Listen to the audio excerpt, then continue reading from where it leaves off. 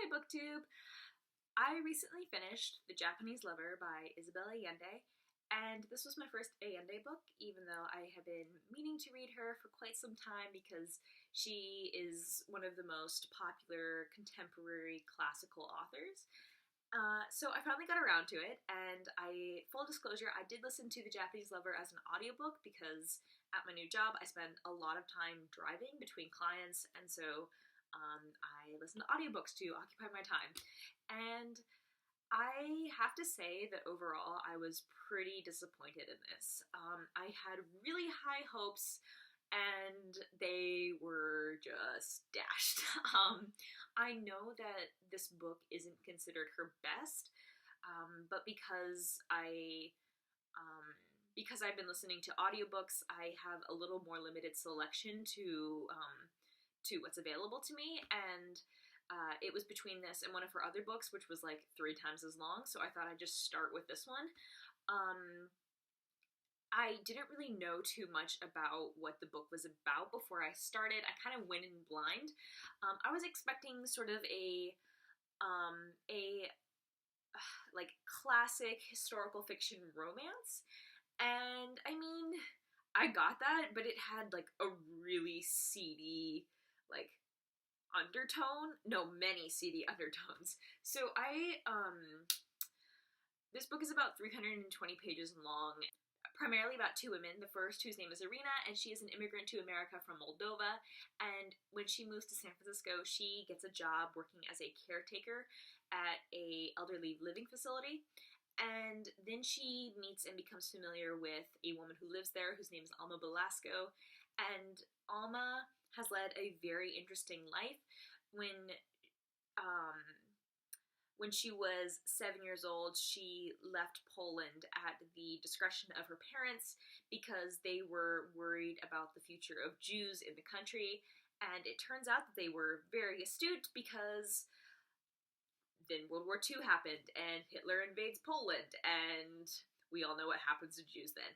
So it's, so I won't spoil, like, what happened, not with the war, but, like, with her family, but it kind of flips back and forth between Irina's present day, which is in 2010, to Alma Belasco's life, and it deals with a lot of heavy subjects. Like, it deals with concentration camps like Auschwitz, it deals with concentration camps like internment camps in America, and it also deals with like racism and prejudice, and I mean those I was kind of expecting because I did know it had something to do with World War II, and it's called The Japanese Lover, so like the Japanese in America were infamously interned, so like I was kind of expecting that. But what I was not expecting, and what really blindsided me, there's a B storyline where it was revealed that a character was a victim of like sexual assault and child pornography, and then there's a C storyline where another character is revealed to have been a victim of sex trafficking. So that's a lot. And I'm not saying that, like, literature shouldn't deal with those themes. I'm just saying, like, they shouldn't be tossed in there for flavor, because I feel like they weren't really, like, heavily dealt with, or even dealt with at all. It was just kind of, like, sprinkled in there, and honestly, it was pretty traumatic to, like, read about. And, like, the character who was the victim of child pornography, like, it's mostly just used as, like, a way to explain why she's reluctant to, like, grow close to people and why she's not very trusting, and it's also seen as, like, a hindrance to her romantic relationship with another character, and not as, like, a traumatic thing in her own past that she can heal from. So I was very disappointed, and it was really hard for me to read about. And I was not expecting like those topics at all. Yeah, I just think that, and I've said this before on other videos, like in other reviews, that if you're going to deal with like a really heavy topic, whether that be like a concentration camp or like sexual assault or, you know, anything in that vein, you can't just add it in for backstory. You have to like commit to that topic and to portraying it well and discussing like the psychological aftermath of those things. You can't just add it in for flavor.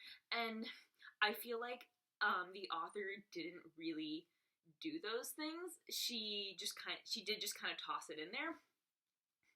Like 320 pages is not enough to deal with concentration camps, internment camps, like racism, like child pornography, sex trafficking, and there was something else, but I can't even remember. Like, it was too much. It's like going from 0 to 60 in like half a second. And honestly, like the sex trafficking covered like 2 pages, and the like child pornography covered like 10. And so, and not that I like wanted more descriptions of it, but like if you're going to like put that in a character's past, like you have to make it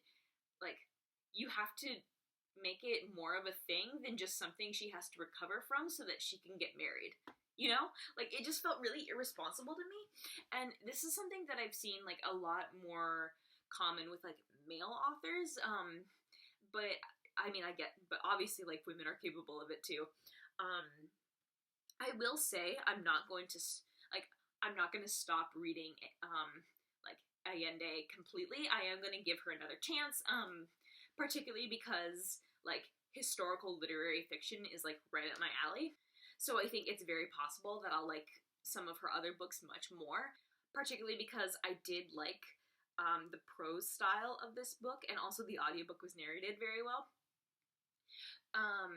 Overall, I did give this 2 out of 5 stars, which I think was like pretty generous of me. Even if it didn't have like the sex trafficking and the pedophilia, I think I would have given it like 3 at most, and then I probably would have been like generous to my feelings, because I think overall, like, the themes of like fear of dying and abandonment in old age could have been explored more and in a more interesting way. Oh, I was just very unimpressed with most of this book. It just felt very, like, when it wasn't way overdoing it with the tragedy, I just thought it was very bland. And yeah, so I didn't really look forward to listening to it. Like, I wasn't like, oh yeah, I really want to get to my book today. It was just like, oh, okay, I'm driving for half an hour, I guess I'll listen to this so I don't get bored. So I wouldn't really recommend this book at all, like, pretty much for anyone. And if you're a person who's like very sensitive to a lot of those issues, like, I wouldn't read it because it could be very traumatizing. And something else too that bugged me is there's a character, and I won't say who, she is a Japanese woman who's interned in a concentration camp in America, and she falls in love with this white guard at the camp, and they like have this like on again off again relationship for like decades. And I mean, and it's treated as like a B or C or D storyline.